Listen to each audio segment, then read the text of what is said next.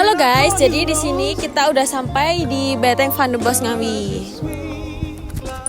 Jadi di sini kita akan menjelaskan tentang politik Dendels pada masa kolonial Belanda. Ikuti keseruannya.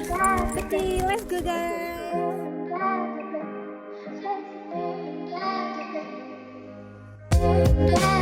Benteng Van de Bos adalah salah satu contoh nyata dari kebijakan militer yang diterapkan oleh Dendels. Pembangunan Benteng Van de Bos bukan sekedar untuk perlindungan fisik. Ini adalah bagian dari kebijakan Dendels untuk memperkuat kontrol Belanda atas Indonesia.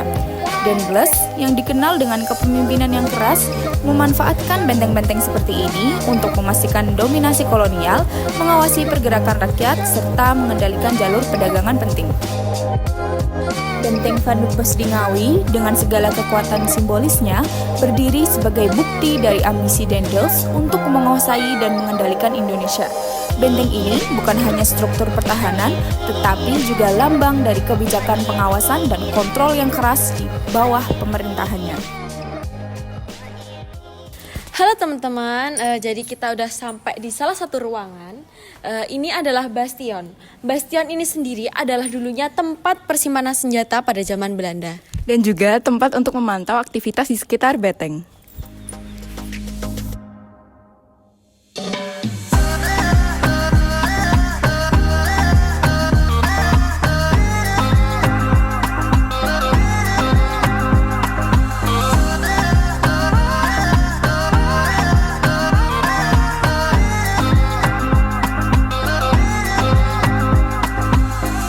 Oke teman-teman, sekarang kita berada di WC pada zaman kolonial Belanda. Bisa kita lihat ya di sini dulu itu belum kayak seperti inilah. Sekarang sudah dicor, sudah rapi dan sudah tidak digunakan. Dan mungkin hanya buat prasasti lah untuk mengenang. Ini dulu buat WC para tahanan gitu. Ya, seperti ini.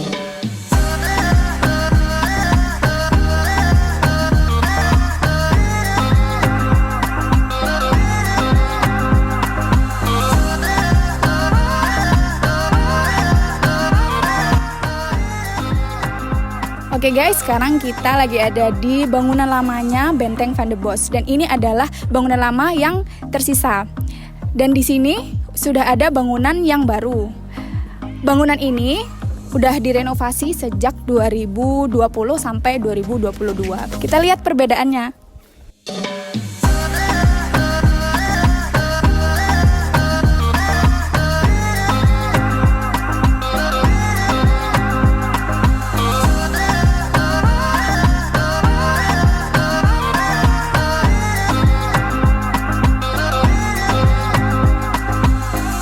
Halo guys, jadi di sini kita udah berada di salah satu sudut dari Beteng Van de Bos.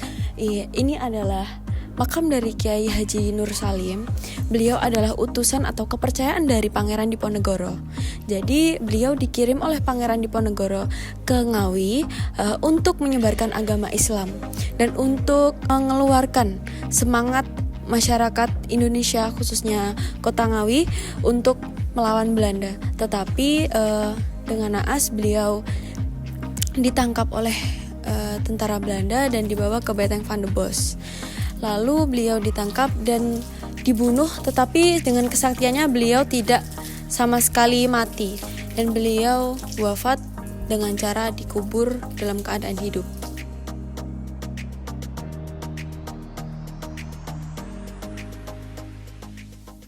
Oke guys, nah sekarang kita ada di Mako Benteng Van de Bos. Bangunan ini dulunya adalah kantor utama dan difungsikan sebagai kediaman sang jenderal nih guys. Ini untuk gambarnya ya, dan gambar Jenderal Van de Bos untuk klip selanjutnya bisa dilihat.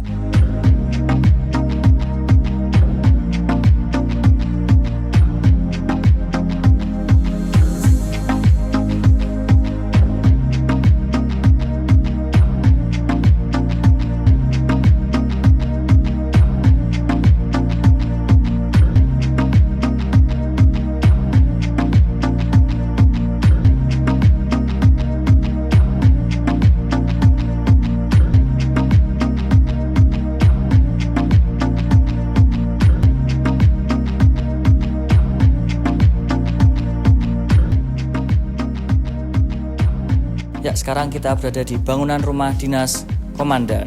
Dan di sini dulu dibuat sebagai kantor dan tempat singgah untuk komandan benteng. Nah, dan di sini pun juga dibuat untuk mengawasi antara Sungai Madiun dan Sungai Bengawan Solo. Bisa dilihat.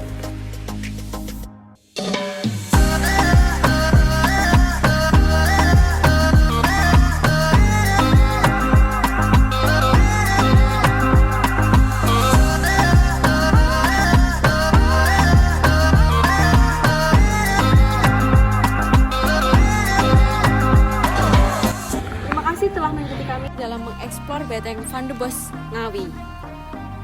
Semoga video ini bermanfaat dan menambah wawasan kalian tentang sejarah dan budaya yang ada di Indonesia. Jangan lupa untuk datang ke benteng ini dan menikmati keindahannya. Thank you for watching. Yeay.